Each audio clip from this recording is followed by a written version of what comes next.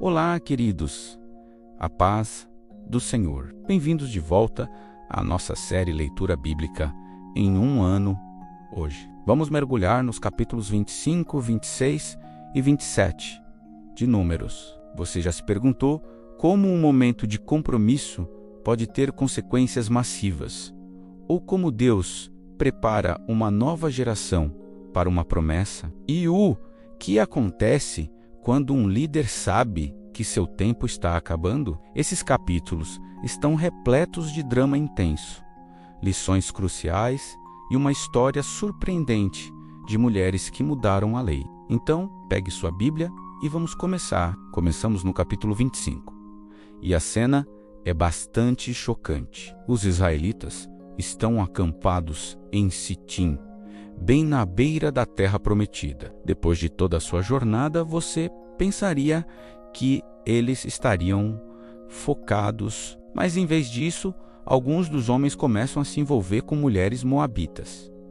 Isso não foi apenas uma interação casual, isso os levou à idolatria, curvando-se a um falso deus chamado Baal-Peor. As consequências foram imediatas e severas. Uma praga irrompe, e a ira de Deus se acende contra Israel. É um lembrete claro de que o compromisso espiritual é incrivelmente perigoso. Nossas escolhas, especialmente com quem nos alinhamos, têm um impacto direto em nosso relacionamento com Deus.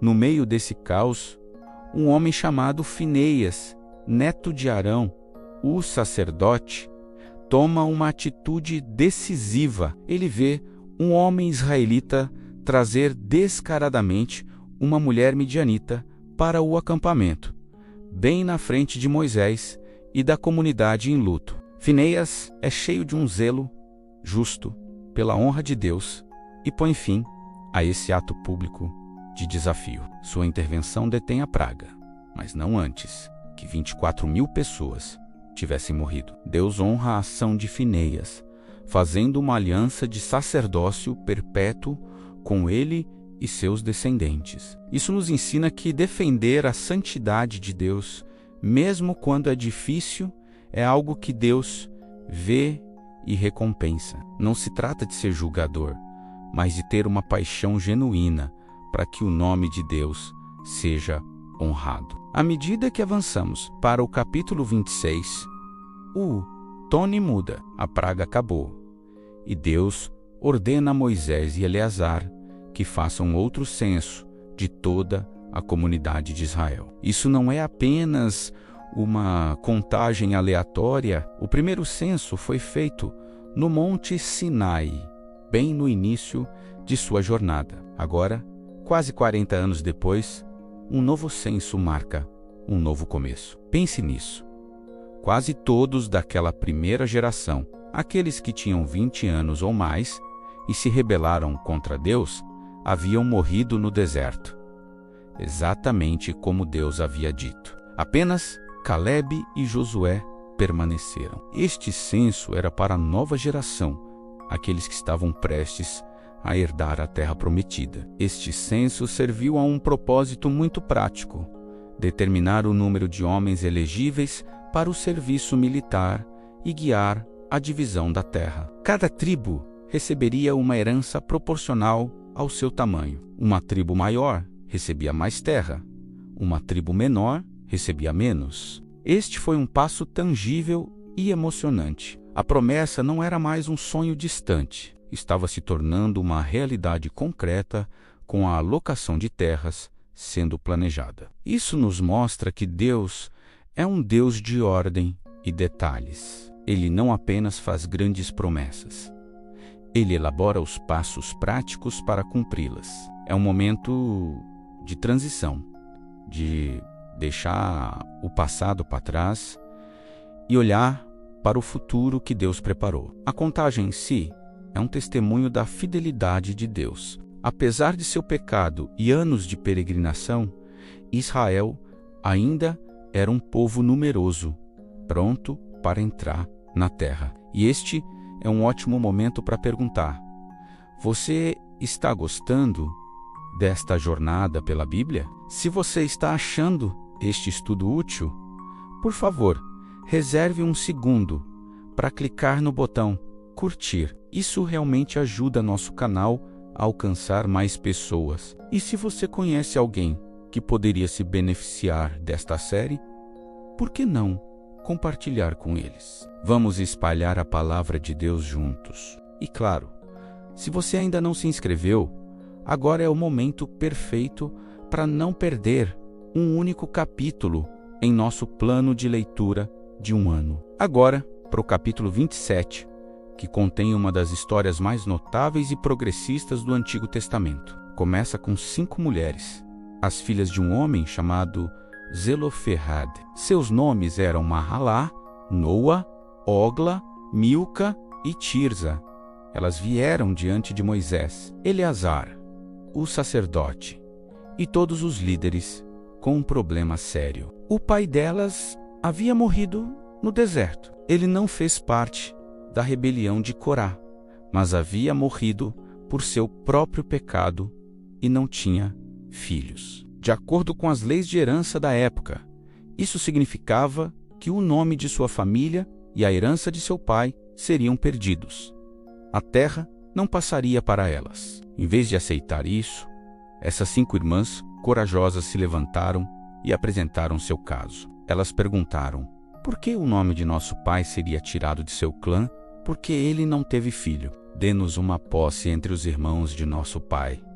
Este foi um ato incrível de fé e coragem. Elas acreditavam na promessa da terra e queriam que sua família fizesse parte dela. Elas abordaram a liderança com respeito, mas com ousadia, apresentando um argumento lógico e justo. E o que acontece a seguir é incrível.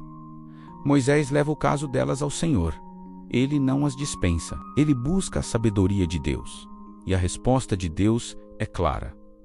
As filhas de Zelofehad estão certas. Você lhes dará uma posse de herança entre os irmãos de seu pai e transferirá a herança de seu pai para elas. Deus não apenas decide a favor delas, mas estabelece uma nova lei para todo o Israel. Se um homem morre sem um filho, sua herança deve passar para sua filha. Esta história nos mostra que Deus se importa com a justiça para todos, incluindo as mulheres. Ela afirma seu valor e seu direito de fazer parte das promessas da aliança de Deus. Também nos ensina a importância de falar quando vemos uma injustiça e de fazê-lo com fé e respeito. A parte final do capítulo 27 trata de outra grande transição: a sucessão da liderança. Deus diz a Moisés para subir a uma montanha para ver a terra prometida. Mas Deus também lhe diz que ele não será quem guiará o povo até ela.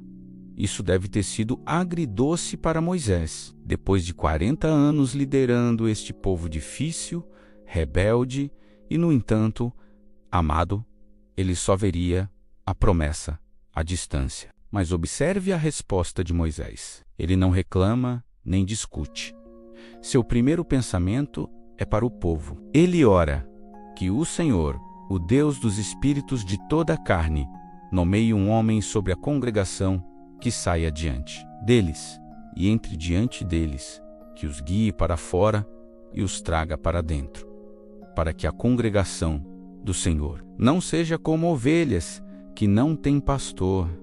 Que belo exemplo do coração de um verdadeiro líder. A preocupação de Moisés não era com seu próprio legado, mas com o bem-estar do povo de Deus.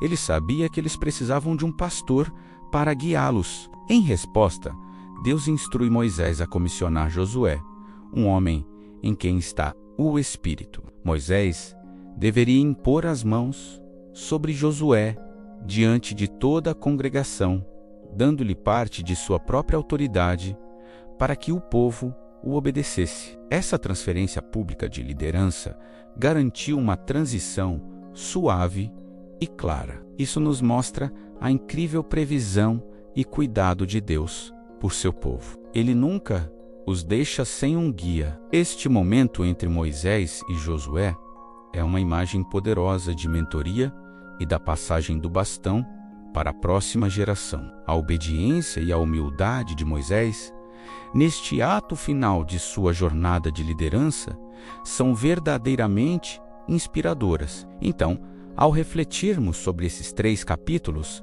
vemos um fluxo poderoso do julgamento para novos começos, da injustiça para a justiça divina e de um líder para o próximo. É uma história da santidade de Deus, de sua fidelidade às suas promessas e de sua incrível sabedoria em guiar seu povo. Isso nos desafia a considerar as consequências de nossas próprias escolhas, a defender o que é certo com fé e coragem, e a liderar e servir com um coração humilde e focado no bem dos outros. Muito obrigado por se juntar a mim hoje. Espero que este mergulho profundo em Números tenha abençoado e encorajado você. Não se esqueça de curtir, compartilhar e se inscrever para mais. Que Deus abençoe sua vida.